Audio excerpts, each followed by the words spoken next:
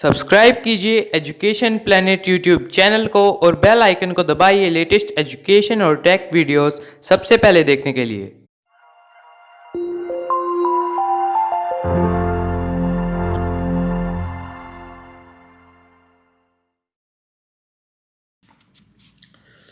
प्रिय विद्यार्थियों, कक्षा 4 पर्यावरण का पाठ 6 पेड़ पौधों की देखभाल। आज के वीडियो में आपके लिए ये पाठ मैं प्रस्तुत कर रहा हूँ।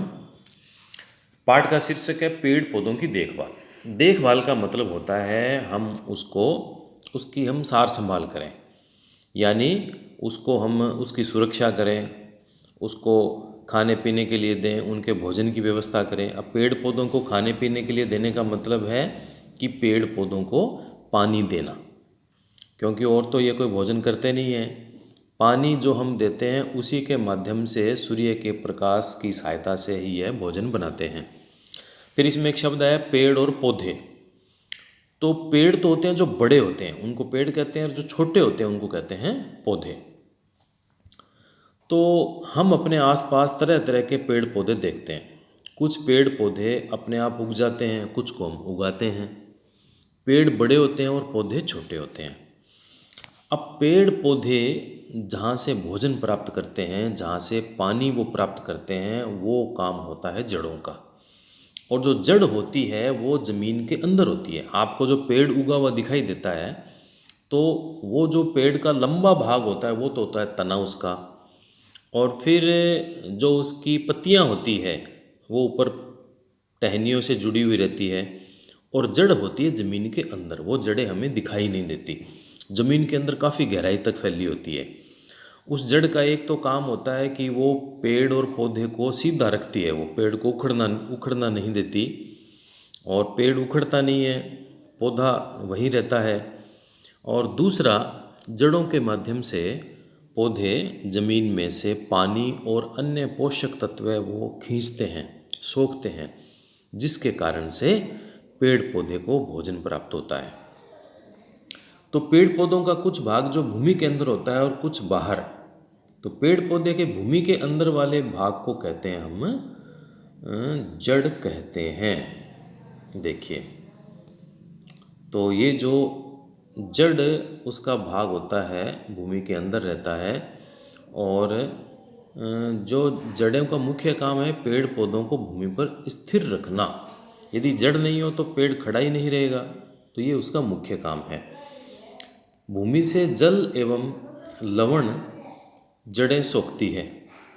भूमि से जल सोखती है, लवण सोखती है, और ये दोनों ही भोजन को बनाने में पेड़ को सहायता करते हैं। अब एक छोटा सा प्रयोग कर सकते हैं हम कि जड़ें किस प्रकार से पानी सोखती है। एक कटोरी लेंगे और इसमें 2 चम्मच पानी डाल देंगे। अब एक चौक इसमें सावधानी से खड़ा करेंगे। अब चौक आप अपने विद्यालय में अपने जो अध्यापक हैं आप उनसे मांग सकते हैं कि एक प्रयोग के लिए चौक चाहिए हमें। उस चौक को आप पानी की कटोरी में डाल के रखेंगे, सीधा खड़ा करके रखेंगे, तो आप क्या देखोगे कि चौक धीरे धीरे पानी को सोखती है। जो पानी कटोरी के अंदर था वो सारा चौक के अंदर चला गया।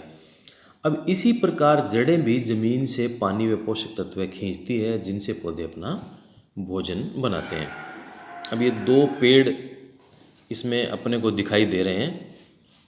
एक तो पेड़ है खेजड़ी का। खेजड़ी का पेड़ राजस्थान का राज्य वृक्ष है, और राजस्थान के लिए एक बहुत ही उपयोगी ये वृक्ष है। इसकी जड़ों की विशेषता होती है, बहुत गहराई तक इसकी जड़ें जाती है, इसलिए वर्षा कम होती है तो भी अंदर से पानी खींच के ये पेड़ जीवित रहता है। दूसरा बरगद का पेड़ दिखाया गया है। बरगद का पेड़ बड़ा विशाल होता है, और ये जो इसमें बच्चे झूल रहे हैं, तो ये इसकी एक प्रकार की जड़ें हैं जो नीचे से ये ज़मीन में मिल जाती है। ऊपर से बढ़ती बढ़ती नीचे ज़मीन के टच होकर ये ज़मीन के अंदर मिल जाती है, और जड़ के रूप में ये काम करने लग जाती है। अब देखिए, खेजड़ी हमारा राज्य वृक्ष है, और इसकी जड़ें काफ़ी गहराई लगी। आपको याद रखना, ये प्रश्न आ सकता है कि हमारे राजस्थान का राज्य वृक्ष कौन सा है, तो आपको उत्तर बताना पड़ेगा खेजड़ी हमारा राज्य वृक्ष है। इसकी जड़ें काफ़ी गहराई तक जाती है और पानी ढूंढ कर सोख लेती है। बरगद, बरगद हमारा राष्ट्रीय वृक्ष है। अब ये दूसरा प्रश्न बन गया, भारत का राष्ट्रीय वृक्ष कौन सा है, उसका नाम लिखिए, तो आप बताओगे बरगद हमारा राष्ट्रीय वृक्ष है। बरगद के पेड़ की शाखाओं से निकली जड़ें लंबी होती होती ज़मीन तक पहुंचकर मिट्टी में चली जाती है और जड़ के रूप में ही काम करने लग जाती है। और इसके बाद में हम आगे बढ़ते हैं। देखिए, कुछ रेगिस्तानी पौधे हैं जैसे कैक्टस, नागफनी। इनकी जड़ें बारिश के थोड़े से पानी को भी पूरी तरह से सोख लेती है। आपके आसपास कहीं घास या दूब लग रही हो तो उसे आप जड़ सहित उखाड़ने की आप कोशिश करो, तो आप उसमें देखोगे कि जो घास है वो आसानी से निकल जाती है। और अब आप उसमें समझ गए होंगे कि जड़ पौधे को ज़मीन से बांधे रखने में मदद करती है। ध्यान आपको ये रखना है कि उखाड़ी हुई घास को फिर ज़मीन में आपको लगा देना है। अब ये आपको जो पौधे की जड़ है वो इसमें आपको दिखाई दे रही है। ये जो नीचे वाला जो भाग होता है ये सारा का सारा ज़मीन में रहता है और ये फैल के मिट्टी के अंदर दबा हुआ रहता है। इसी तरह अपने आसपास किसी सूखे हुए पौधे को जड़ सहित आप उखाड़ कर उसकी जड़ को देखेंगे। अपनी कॉपी में जड़ का चित्र बनाने की आप कोशिश भी कीजिए। सूखा पौधा आप उखाड़ सकते हो तो इसकी जड़ें आपको दिखाई दे जाएगी। अब आपको क्या लगता है कि यह पौधा क्यों सूख गया? हमें अनावश्यक रूप से पेड़ पौधों को नुकसान नहीं पहुंचाना चाहिए। कोई भी पौधा इसलिए सूखता है, उसका मुख्य कारण है कि उसको पानी नहीं मिलता। पानी यानी पानी पौधे का भोजन है। अब हमें भी भोजन नहीं मिलेगा तो हम भी धीरे धीरे बीमार पड़ जाएंगे और लगातार किसी को भोजन नहीं दे तो उसकी मृत्यु हो सकती है। इसी प्रकार से पौधे को पानी नहीं मिलेगा तो पौधा सूख जाता है। तो हमें अनावश्यक रूप से पेड़ पौधों को नहीं पहुंचाना चाहिए। अब देखिए, इसमें कुछ छोटे छोटे कुछ प्रश्न की तरह हैं और आपको उनको बताना है। आपने किन किन पेड़ पौधों की जड़ें देखी है? तो आप इसका उत्तर दे सकते हो कि हमने दूब, घास, सरसों, गेहूँ, मटर, प्याज, पालक, धनिया इत्यादि इनकी जड़ें हमने देखी है। आप और भी कोई आपने जड़ देखी है तो आप उसका भी नाम लिख सकते हो। फिर दूसरा इसमें है, यदि हम अपने घर में लगे पौधे की जड़ों में पानी न देकर उसकी पत्तियों को रोज रुई से गीला करें तो पौधों का क्या होगा और क्यों? अब देखिए, हमने पहले ही पढ़ लिया कि पौधा जड़ों से पानी को ग्रहण करता है, पत्तियों से पानी को ग्रहण नहीं करता। तो यदि हम पौधे की जड़ में पानी नहीं दे के उसकी पत्तियों को गीला करते रहेंगे, चाहे उसके ऊपर पानी डालते रहेंगे, तो पौधे को कोई लाभ नहीं होगा और पौधा सूख जाएगा। तो ऐसे हम अगर करते रहेंगे, रुई से उसकी पत्तियों को गीला करेंगे, तो कुछ दिन में ही पौधे सूख जाएंगे, क्योंकि पौधे अपनी जड़ों द्वारा ही ज़मीन से पानी सोख पाते हैं। इसके अलावा पानी के साथ लवण भी वो ज़मीन से सोखते हैं, तो ये दोनों उसकी पूर्ति होगी नहीं और पौधा सूख जाएगा। तेज हवाओं में अधिकांश पेड़ पौधे उखड़ क्यों नहीं जाते? हमने जड़ों की बात की है। जड़ का काम ये होता है कि वो पेड़ पौधे को मजबूती से ज़मीन से जोड़ के रखती है। तो पेड़ पौधे की जड़ें इन्हें मिट्टी में मजबूती से जमाए रखती है, जिससे तेज हवाओं में ये उखड़ नहीं पाते। अगला है, पेड़ों की जड़ें ज़मीन के नीचे क्यों फैल जाती है? तो इसका उत्तर हम दे सकते हैं कि जड़ें पेड़ों को ज़मीन में स्थिर रखने तथा ज़मीन से जल और लवण सोखने के लिए फैलती रहती है। वो क्या है कि पानी की तलाश में, नमी की तलाश में वो फैलती रहती है। अगला है, क्या बरगद की लटकती जड़ें ज़मीन में पहुंचकर दूसरी जड़ों के समान कार्य करती होंगी? तो ये इसका उत्तर होगा हाँ। जो बरगद की लटकती हुई जड़ है वो ज़मीन में पहुंच जाती है, तो जिस प्रकार से बरगद की जो जड़ काम करती है उसी प्रकार से वो लटकती हुई जड़ें भी ज़मीन में जाकर जड़ के समान काम करने लग जाती है। अब चलिए इसको आगे हम और पाठ को आगे बढ़ाते हैं। बहुत ही जानकारी से भरपूर पाठ है।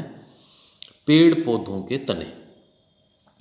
अब भूमि के बाहर पेड़ पौधों का मुख्य भाग तना होता है, जो आपको लंबा, मोटा, ऊंचा, जो खंबे के समान जो भाग दिखाई देता है वो तना होता है।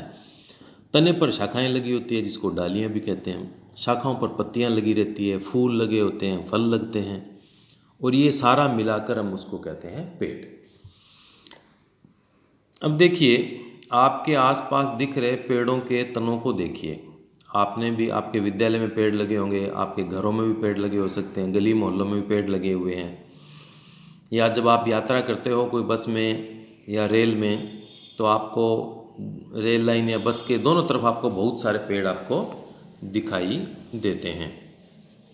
अब देखिए, आपके आसपास दिख रहे पेड़ों के तनों को देखिए, किसका तना मोटा है। अब आपके आसपास जो पेड़ दिखाई देते हैं सामान्यतः वो नीम का, बरगद, पीपल, आम, इनके तने मोटे होते हैं। जबकि खजूर है, यूकेलिप्टस, इसको सफ़ेदा भी कहते हैं, पॉपुलर, बांस, इनके तने अपेक्षाकृत पतले होते हैं। अगला है, हवा में पेड़ का कौन सा भाग सबसे ज़्यादा हिलता हुआ दिखता है। तो ये तो आप भी जानते हैं कि जब हवा चलती है तो पेड़ का सबसे ज़्यादा हिलने वाला भाग उसकी पत्तियां होती है, पत्तियां सबसे ज़्यादा हिलती है। अगला है, तने की सतह कैसी है, चिकनी या खुरदरी या कोई और तरह की। तो तने की सतह मुख्य रूप से तो खुरदरी होती है। कुछ पेड़ जैसे नीम, आम, खजूर, इसके तने खुरदरे हैं, जबकि कुछ ऐसे पेड़ भी होते हैं जिनके तने चिकने होते हैं, जैसे पीपल, यूकेलिप्टस, पॉपुलर आदि, इनके तने चिकने होते हैं। पीपल का तना बहुत ज़्यादा चिकना नहीं होता, लेकिन यूकेलिप्टस, पॉपुलर, इसका तना चिकना होता है। और जो बांस का तना होता है वो गांठदार होता है, ऐसे एक भाग चलेगा फिर दूसरा भाग ऐसे अलग अलग जैसे उसके गांठों की तरह होता है। अगला है, शाखाएं तनों से निकलती है। अलग अलग पेड़ों में शाखाएं कहाँ कहाँ से निकल रही है, इसका उत्तर हम दे सकते हैं। कुछ पेड़ों में तो शाखाएं तने से ज़मीन के बिल्कुल पास से निकलती है, जबकि कुछ पेड़ों में शाखाएं तने की काफ़ी ऊंचाई से निकलती है, और इन शाखाओं में भी छोटी छोटी शाखाएं और निकलती रहती है। अब देखिए, आपने जिन पेड़ों को देखा उनमें से किसी एक का चित्र अपनी कॉपी में बनाइए। उसमें तना, शाखाएं, पत्तियां कौन सी है उनके आपको नाम लिखने हैं। तो आप, बहुत से पेड़ होते हैं, आम का पेड़ है, बरगद का, नीम का, आप किसी का भी आप इसमें चित्र बना सकते हैं। अब कई पौधों के तने मुलायम होते हैं। आपने कई फूलों, सब्जियों की बेल को आपने देखा होगा, इनका तना इतना मुलायम होता है कि पौधा सीधा खड़ा ही नहीं रह सकता। इन तनों से तंतु निकलते हैं। ये तंतु ठोस चीज़ें, तंतु यानी धागे के समान कुछ संरचनाएं होती है, वो निकलती है। ठोस चीज़ें जैसे बिजली का खंभा, दीवार, लकड़ी या कोई डाली है, उस पर वो लिपट जाती है। इससे तने को सहारा मिलता है और फिर वो बेल के रूप में वो ऊपर पौधा बढ़ता रहता है। अब तना हमारे भोजन के रूप में, ऐसे बहुत से पौधे हैं जिनका तना हम भोजन के रूप में काम में लेते हैं। अब आपने पहले पढ़ा था कि कुछ पौधों की पत्तियां हम भोजन के रूप में काम में लेते हैं, जैसे पालक है, धनिया है, इसको हम खाते हैं। ऐसे ही कुछ पेड़ पौधों के तने भी हम भोजन के रूप में काम में लेते हैं। अब आप आगे जो चित्र इसमें आएगा आप उसको पहचानना और कॉपी में आपको नाम लिखना है इसका, कि आपको बड़ा आश्चर्य होगा कि कुछ पौधों के तने भी हम भोजन के रूप में खाते हैं, किसी की जड़ हम भोजन के रूप में खाते हैं। देखिए, ये देखिए, तना जो हम खाते हैं, गन्ना, एकदम मीठा रस गन्ने का होता है, तो गन्ना तना होता है और उसी को हम खाते हैं। आलू, अब आलू में कई बार ऐसे आपको थोड़ा मन में रहता है कि पता नहीं आलू जड़ है या तना है, तो ये आपको याद रखना है। आलू पौधे का तना होता है, तो आलू खाते हैं तो वो तना है। ऐसे अदरक, अदरक भी खाते हैं तो ये भी तना होता है। तो तना जो हम खाते हैं उसमें नाम आ जाएगा गन्ना, आलू और अदरक। अब फल स्वादिष्ट और सेहतमंद होते हैं, यानी स्वाद में वो हमें अच्छे लगते हैं, जीभ को अच्छे लगते हैं, और सेहतमंद यानी हमें वो पोषण देते हैं, हमें प्रोटीन, विटामिन उनसे मिलते हैं, हमें वो ताकत देते हैं, हमारे शरीर को ऊर्जा देते हैं। अब देखिए, अब आपको इसमें वैसे भरा हुआ है लाल पीले रंग के फल, जैसे इसका उत्तर हो सकता है आम, अनार और सेब। आप इसमें और भी आपको ध्यान में आता है तो आप इसमें नाम जोड़ सकते हैं। हरे पीले रंग के फल, केला, संतरा, अमरूद। गर्मियों में मिलने वाले फल, आम, चीकू, अंगूर। सर्दियों में मिलने वाले फल, सेब, अमरूद और संतरा। फिर आगे है ज़मीन पर फैली बेलों में लगने वाले फल। तो तरबूज, खरबूजा, अंगूर ये बेलें होती है जिनके ये फल लगते हैं। अब आपके गांव परिवेश में उगने वाले अन्य फल, तो बेर, अनार, अमरूद, ये आपके आसपास कोई और इसमें पेड़ कोई उगते हैं और जिनसे फल आपको प्राप्त होता है, तो आप उनके नाम इसमें भर सकते हैं। वे फल जिनका आकार गोल नहीं होता, तो आम, केला, खजूर, इनका आकार गोल नहीं होता। अब आगे बढ़ाते हैं। देखिए, पेड़ हमारे साथी के रूप में। कई पेड़ पौधों की जड़ें, पत्तियां, फल, फूल औषधि के रूप में यानी दवाई के रूप में भी काम आते हैं। बड़े पेड़ों के तनों से लकड़ी प्राप्त होती है। पेड़ पौधे वायु को शुद्ध करते हैं। ये ज़मीन के कटाव को भी रोकते हैं। जब वर्षा आती है तो मिट्टी वर्षा के पानी के साथ में बह नहीं जाए, इसके लिए पेड़ पौधे उस मिट्टी को रोक के रखते हैं। अब देखिए, आपके आसपास पाए जाने वाले इन पेड़ पौधों के नाम अपनी कापी में आपको लिखने हैं। फल वाले, तो फल वाले जो पेड़ हैं, बेर, अनार, अमरूद। सब्जी वाले टमाटर, लौकी, भिंडी। अनाज वाले गेहूँ, बाजरा, चावल। दाल वाले पौधे हैं चना, मूंग, मोठ। सजावट वाले गुलाब, गेंदा, केला। केले के पेड़ और केले के पत्तों को सजावट के रूप में काम में लेते हैं। इसके अलावा जो आपको ध्यान में आता है, आप इसमें और नाम जोड़ सकते हैं। फिर आगे है, लकड़ी का उपयोग और किन किन कामों में हम कर सकते हैं। तो देखिए, लकड़ी का हम और उपयोग कर सकते हैं। आप अपने घर में आप अगर देखोगे चारों ओर, तो कुर्सी है, मेज़ है, कोई संदूक है, दरवाजे, खिड़कियाँ, सोफ़ा, पलंग, ये लकड़ी के बने होते हैं। आजकल कुछ प्लास्टिक के भी बनने लग गए हैं, लोहे के भी बनने लग गए हैं, लेकिन लकड़ी के भी बड़ी मात्रा में ऐसे बनाए जाते हैं। तो कुर्सी, मेज़, संदूक, दरवाजे, खिड़कियाँ, सोफ़ा, पलंग, ये लकड़ी के बने हुए हो सकते हैं या लकड़ी का उपयोग इन कामों में हम कर सकते हैं। दूसरा है, खुले स्थानों में जहाँ पेड़ पौधे कम है, वहाँ वर्षा ऋतु में मिट्टी ज़्यादा क्यों बह जाती है। अब देखिए, खुले स्थानों में जहाँ पेड़ पौधे कम है, वहाँ वर्षा ऋतु में मिट्टी ज़्यादा बह जाती है, क्योंकि पेड़ पौधे की जड़ें मिट्टी को बांध के रखती है। और खुले स्थान पे जहाँ पेड़ पौधे कम है, वहाँ ज़मीन पर तेज़ वर्षा गिरती है, पानी गिरता है, तो ज़मीन की सतह ढीली हो जाती है और पानी के बहाव के साथ साथ मिट्टी भी बह जाती है। एक इसका पहले वाला प्रश्न है, लकड़ी का उपयोग और किन किन कामों में हो सकता है। तो हम उसमें देख सकते हैं, लकड़ी का उपयोग जो हो सकता है वो है केबिन बनाने में, रेलवे के स्लीपर बनाने में लकड़ी का उपयोग होता है, फर्नीचर बनता है, खिलौने बनाने में उपयोग होता है, ईंधन के लिए काम में लेते हैं, घर बनाने के लिए भी लकड़ी काम में आती है। तो फिर अगला है, पेड़ पौधे हमारे क्या काम आते हैं। अरे पेड़ पौधे तो हमारे बहुत काम आते हैं। पेड़ पौधे हमें अन्न देते हैं, फल देते हैं, औषधि देते हैं, लकड़ी देते हैं, हवा हमें देते हैं। इसलिए पेड़ पौधे हमारे लिए अत्यंत महत्वपूर्ण है। पेड़ पौधे नहीं हो तो हमारा जीवित रहना ही मुश्किल हो जाए। पेड़ पौधों से जीव जंतुओं को क्या लाभ है। पेड़ पौधों से जीव जंतुओं को कई प्रकार के लाभ हैं, जैसे खाने के लिए भोजन और फल प्राप्त होता है, अनेक जंतुओं को आश्रय मिलता है, यानी ऐसे बहुत से जंतु हैं जो पेड़ पौधों पर ही निवास करते हैं, सांस लेने के लिए हवा मिलती है, शुद्ध हवा में मिलती है। घने जंगल अनेक जंतुओं के रहने के, छुपने के स्थान भी होते हैं। चलिए इस पाठ को और आगे बढ़ाते हैं हम। बहुत अच्छा पाठ है। घरेलू नुस्खे या औषधि के रूप में काम आने वाले फल, फूल, पत्ती वाले पेड़ पौधों के नाम अपनी अभ्यास पुस्तिका में लिखिए। देखिए, जो फल के रूप में काम आने वाले हैं वो है घरेलू नुस्खे या औषधि के रूप में काम आने वाले फल, फूल, पत्ती, यानी ऐसे पेड़ पौधे जिनकी फल, फूल, पत्ती औषधि के रूप में काम आती है। तो फल काम आते हैं आंवला, नीम की निम्बोली, जामुन, काली मिर्च। फूल के रूप में केसर, गेंदा, अनार, गुलाब। पत्तियाँ, नीम की पत्ती, तुलसी, ग्वारपाठा की पत्ती, पपीते की पत्तियाँ, ये भी औषधियों के रूप में काम आती है।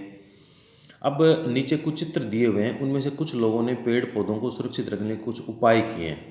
जैसे यह एक खेत में आपने देखा होगा, कोई एक लकड़ी का इस प्रकार से बना के उसको कुछ कपड़े पहना देते हैं, ऊपर कोई हांडी वगैरह रख दी, उसके ऊपर कोई काला उसके कलर कर देते हैं, इसको कहा जाता है अड़ुआ या बिज्जूखा।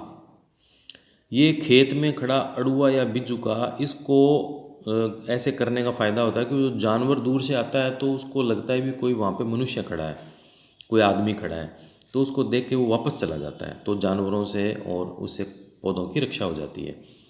फिर ये दूसरा देखिए ट्री गार्ड, ये ट्री गार्ड के रूप में हमने इसमें ये बना रखा है। आपने बहुत से देखा हो शहरों में, जब कोई सड़कों के किनारे कुछ पेड़ लगाते हैं, पौधे लगाते हैं, तो उन पौधे की सुरक्षा के लिए, ताकि उसको कोई गाय नहीं खा जाए, कोई अन्य जानवर नहीं खा जाए, कोई बच्चे उसको तोड़ नहीं दे, इसके लिए उसके चारों ओर एक लोहे का इस प्रकार जालीदार एक लगा देते हैं, उसको कहा जाता है ट्री गार्ड, यानी पेड़ की सुरक्षा करने वाला।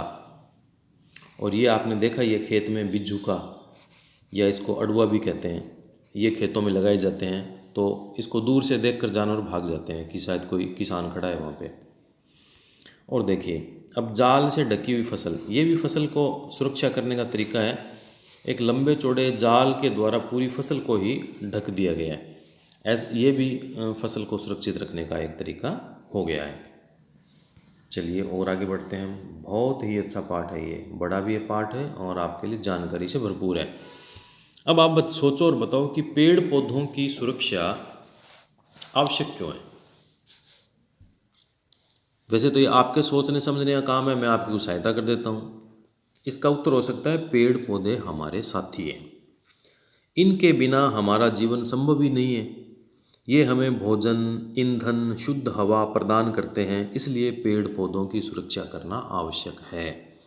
दूसरा है, आपके आसपास इन्हें सुरक्षित रखने के लिए क्या क्या किया जाता है, हमने अभी बात की थी। खेतों में अड़ुआ या बिज्जूका लगाया जाता है। सड़कों के किनारे पेड़ों को सुरक्षित करने के लिए ट्री गार्ड का उपयोग किया जाता है।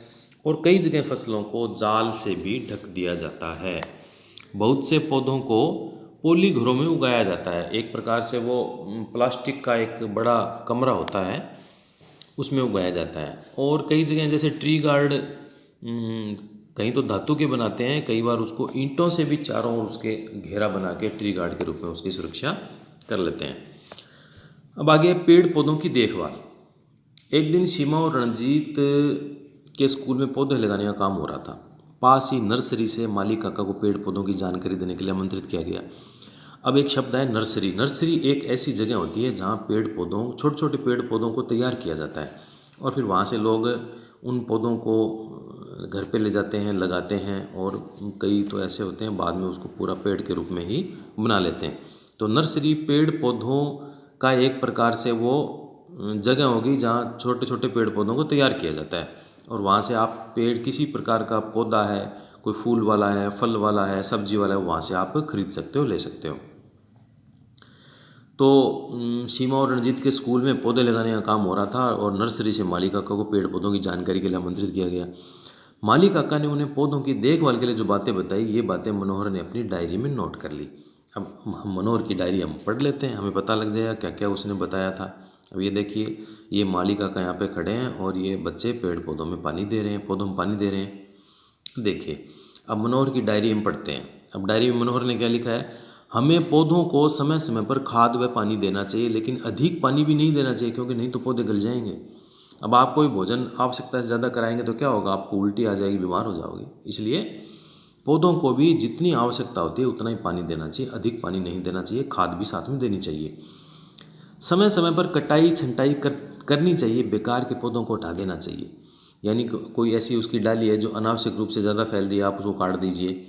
और नीचे से कोई एकदम किनारे से नीचे से तने से कुछ डालियाँ निकले, उसको भी काट दीजिए। तो आप इस प्रकार से कटाई छटाई करते रहेंगे तो पौधा अच्छी तरह से बढ़ेगा। कीड़े या बीमारी लग जाए तो किसी विशेषज्ञ से पूछकर दवा छिड़कनी चाहिए। आजकल गौमूत्र व नीम की पत्तियों से जैविक दवा भी बनाने लगे हैं। कई ऐसे बहुत से कीड़े और भी जो बीमारियां हैं जो पौधों को लग जाती है, यदि हम समय रहते उसका इलाज नहीं करेंगे तो पौधा पूरा नष्ट हो सकता है। इसलिए किसी जानकार से पूछ के कौन सी दवा छिड़कनी है उसका हम उपयोग कर सकते हैं। और गौमूत्र और नीम की पत्तियों से जो जैविक दवा बनती है उसको तो हम छिड़क ही सकते हैं, उसका नुकसान नहीं होता। यदि आप गमले में पौधा लगा रहे हैं तो उसमें मिट्टी व खाद का अनुपात सही रखना चाहिए। ऐसे नहीं कि आपने बहुत ज़्यादा खाद डाल दी तो भी पौधा जल जाएगा। इसलिए मिट्टी और खाद का अनुपात सही रखना चाहिए। और गमले के पेंदे में एक छेद करना चाहिए। अब आप बताओ ये छेद क्यों करना चाहिए? अब माली काका ने गमले के पेंदे में छेद करने के लिए क्यों कहा था? अब गमले के पेंदे में जो छेद किया जाता है उससे अतिरिक्त पानी बाहर निकल जाता है, जिससे पौधे गलते नहीं हैं। आपने मान लीजिए गमले को पूरा भर दिया पानी से, अब उसको जितना चाहिए वो तो उसको काम आ जाएगा, और वो छेद होगा तो उस छेद में से अनावश्यक पानी है वो बाहर निकल जाएगा। तो छेद से अनावश्यक पानी बाहर निकल जाता है, जिससे पौधे गलते नहीं हैं। इसके अलावा जड़ों के लिए कुछ हवा भी प्रवेश करती रहती है, इसलिए माली काका ने गमले के पेंदे में छेद बनाने के लिए कहा होगा। बेकार के पौधों को क्यों हटा देना चाहिए? बेकार के पौधों को दिए गए पोषकों और जल को ग्रहण कर लेते हैं और उगाए गए पौधे कमज़ोर रह जाते हैं, इसलिए बेकार के पौधों को हटा देना चाहिए। जंगल में पेड़ पौधों को कौन उगाता होगा? जंगल में पेड़ पौधे स्वयं उग जाते हैं। फल पकने पर उनके बीज मिट्टी में बिखर जाते हैं और अनुकूल मौसम आने पर वो उग जाते हैं, इसलिए अपने आप ही उगते रहते हैं। कई बार क्या जानवरों की सहायता से भी हो जाता है। कोई जानवर है, कोई गाय है या कोई अन्य पशु है, पक्षी है, कई बार पक्षी भी कोई फल को खा लेता है और फिर जब वो अपनी विष्ठा करता है वो जहाँ गिरती है उसके साथ में बीज चले जाते हैं, वैसे पौधे उग जाते हैं। और कोई गाय है, वो उसने कुछ खा लिया फिर वो गोबर करती है, कुछ बीज उसमें चले गए, उससे भी हो सकता है। और कई पक्षियों के, पशुओं के शरीर के साथ चिपक कर बीज चले जाते हैं और फिर वो दूसरी जगह बीज पहुंच जाते हैं और मिट्टी में गिर जाते हैं। फिर कोई उनको पानी मिलता है और अनुकूल मौसम आता है, वहाँ भी उग जाते हैं। इस प्रकार से जंगल में अपने आप ही पेड़ पौधे उगते रहते हैं। चलिए इससे आगे बढ़ते हैं। अब जो पेड़ पौधे जंगल में उगे उनको पानी कौन पिलाता होगा? जंगल में पौधे वर्षा के पानी को जमीन से जड़ों द्वारा सोखते हैं, कोई पानी नहीं पिलाता उनको, वर्षा का पानी उनको मिलता है। पेड़ पौधों पर कीड़े लग जाते हैं, उनके बारे में लोगों को कैसे पता चलता होगा? कुछ कीड़ों के लगने का पता देख कर चल जाता है, हमें पौधे पर दिखाई दे जाते हैं कीड़े लग गए। और कईयों की पत्तियां होती हैं, उन पत्तियों को कीड़े काट देते हैं। पौधों में कुछ विशेष लक्षण भी उत्पन्न होने लगते हैं, जिनसे पता चलता है कि पौधों पर कोई कीड़ा या रोग लग गया है। कोई पत्तियां काली पड़ गई है, उसके फल नहीं आ रहे हैं, फूल उसके नहीं आ रहे हैं, ऐसा करने से पता लग जाता है हमें देखने से। अब ये इस प्रकार की बातें जो हमने भी की है वो किसी और बागवान से, माली से भी हम बात कर सकते हैं और अपनी कॉपी में आपको उसको नोट करना है। अब देखिए इस पाठ में हमने क्या सीखा? जड़ें जमीन से पानी व पोषक तत्व अवशोषित करती है, ये हमने सीखा इसमें से। एक ये पक्की बात हो गई। और ज़मीन से पानी पोषक तत्व अवशोषित करती है और जड़ों के कारण पेड़ पौधे ज़मीन से जुड़े रहते हैं। और कुछ पेड़ पौधों की जड़ों व तनों को हम खाते भी हैं। पेड़ पौधे हमारे लिए बहुत उपयोगी है, हमें अपने आसपास पेड़ पौधे लगाकर उनकी देखभाल करनी चाहिए। अब देखिए, अब निम्नलिखित के दो दो नाम भी आपको लिखने हैं। पेड़ पौधे जिनकी जड़ हम खाते हैं तो गाजर और मूली हो सकता है, यह है ये। इसके अलावा और भी आप कोई लिख सकते हो। पेड़ पौधे जिनके तने हम खाते हैं तो आलू और गन्ने का तना हम खाते हैं। अब आपको अपने मित्र को पेड़ों का महत्व समझाना है ताकि वे पेड़ों की कटाई रोक सके। इसके लिए आप मित्र को क्या संदेश देंगे, और अपनी कॉपी में भी आपको यह उत्तर लिखना है। तो आप बता सकते हो कि पेड़ हमारे साथी हैं, हमारा जीवन पेड़ पौधों के बिना संभव नहीं है। ये हमें भोजन, औषधि, मसाले, वस्त्र आदि सामग्री देते हैं। ये हमारे वातावरण को स्वच्छ बनाते हैं तथा वर्षा कराने में भी सहायता करते हैं। अनेक अन्य जीव जंतु और पक्षी पेड़ों पर अपना घोंसला बनाते हैं, अपना बसेरा बनाते हैं। अतः हमें पेड़ पौधों की कटाई नहीं करनी चाहिए, कोई करता है तो उसको रोकना चाहिए। तो इस पाठ का सार हो गया, वृक्ष बचाओ खुशहाली लाओ। तो एक बहुत ही ज्ञानवर्धक सुंदर पाठ आपने पढ़ा और आपने पूरा ध्यान से पाठ को पढ़ा है, पूरा पाठ आपको समझ में आया है। और इसके जो प्रश्न उत्तर हैं, आप जहाँ जहाँ इसमें प्रश्न उत्तर आए हैं वो सब आप अपने कॉपी में आप कर लीजिए। और भी नए प्रश्न आप इसमें से बनते हैं आप वो बना लीजिए। जैसे राजस्थान का राज्य वृक्ष कौन सा है, ये प्रश्न बन सकता है। भारत का राष्ट्रीय वृक्ष कौन सा है, वो प्रश्न बन सकता है। ऐसे आप सोचोगे तो बहुत से प्रश्न और बन जाएंगे। सब प्रश्नों को आप अपनी कॉपी में लिखिए, उनको याद कीजिए। फिर भी कोई बात समझ में नहीं आती तो आप कमेंट बॉक्स में लिखकर मुझे आप पूछ लीजिए, मैं आपका उत्तर उस बात का उत्तर मैं आपको तुरंत ही दूंगा।